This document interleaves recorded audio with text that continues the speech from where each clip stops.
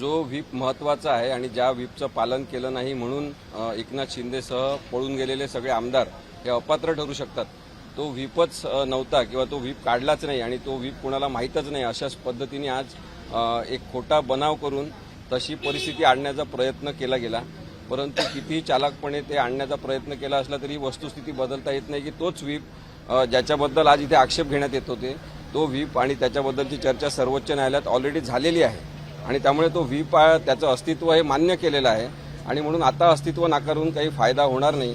परंतु त्या व्हीपचं अस्तित्वच नाकारण्यासाठी जवळपास 57 ते 58 प्रश्न विचारले गेले आणि तो वेळकाढूपणाचा भाग आहे असं मला वाटतं. हे जे अनावश्यक प्रश्न विचारून वेळ वाया घालवला जातो त्यातून वेळकाढूपणा होतो आहे. कारण की ज्या व्हीपचं अस्तित्व सर्वोच्च न्यायालयामध्ये चर्चेत होतं, ज्याच्याबद्दलच्या सगळ्या चर्चा झाल्या, आक्षेप घेण्यात आले, ज्याच्यावर खूप मोठी मांडणी झाली, त्याच्यावरच आता तो व्हीपच नव्हता अशा पद्धतीने जर सांगितलं जात असेल तर तो वेळकाढूपणा आहे असं माझं म्हणणं आहे.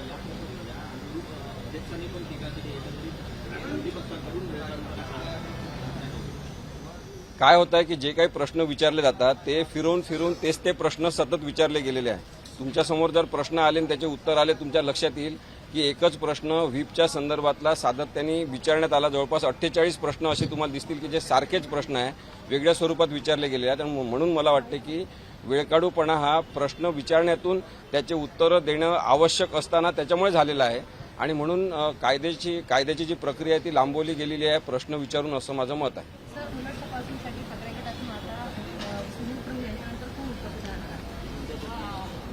उलट तपासणीसाठी त्यांनी पहिले तपासणीसाठी ज्यांना बोलवलेलं आहे त्याच्यामध्ये एक जोशी म्हणून आहेत जे कार्यालयीन कामकाज बघतात, ज्यांच्या द्वारे ईमेल पाठवण्यात आली होती आणि व्हीप जारी करण्यात आला होता, पत्र पाठवण्यात आलं होतं मीटिंगच्या संदर्भातले, त्यांनी बोलवलेलं आहे. परंतु उद्या सुनील प्रभू यांचंच बहुतेक चालेल आणि त्याच्यानंतरच्या तारखेला त्यांना बोलवण्यात येईल.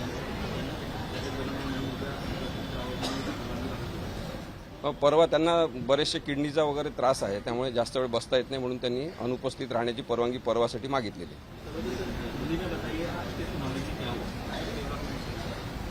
आज फिर से एक बार जो व्हीप जारी हुआ था जिसके आधार पर डिस्क्वालीफाई हो सकते एकनाथ शिंदे और उनके साथ चले गए थे, भाग गए थे सभी जो एमएलए थे, तो उनके संदर्भ में फिर से सवाल उठाए गए कि जो व्हीप है वही नहीं था या व्हीप का अस्तित्व ही नहीं है, इस तरह से कहा गया है.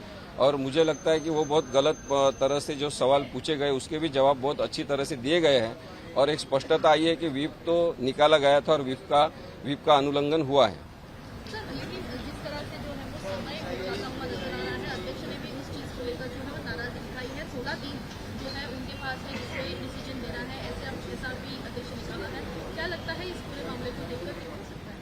नहीं, अगर कोई ट्रायल कोर्ट के जज ये सवाल पूछते तो वो सवाल बहुत अलग होते और वो सटीक होते, लेकिन जो डायरेक्टली सुप्रीम कोर्ट से आते हैं और जो क्रॉस एग्जामिनेशन लेते हैं उनको बहुत बार कौन से सवाल पूछने चाहिए इसका अंदाजा सही तरह से नहीं रहता है और इसलिए सवाल जवाब का जो सिलसिला है वो ज़्यादा बढ़ रहा है ऐसा मुझे लगता है.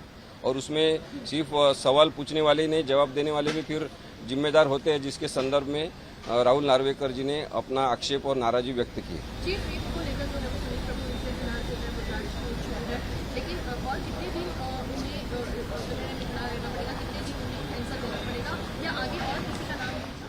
सुनील प्रभु जी का जो विटनेस है वो कल खत्म होगा और उसके बाद जोशी जी है जो शिवसेना ओरिजिनल पार्टी का कार्यालयीन कामकाज देखते हैं, उन्होंने जो ईमेल भेजे थे व्हीप जारी किए थे उनके ईमेल से, उसके संदर्भ में उनसे थोड़े सवाल जवाब होंगे. उसके बाद उन्होंने किसी को नहीं बुलाया ऐसा मुझे लगता है, लेकिन वो टाइम पे भी और किसी को बुलाने की इच्छा व्यक्त कर सकते हैं.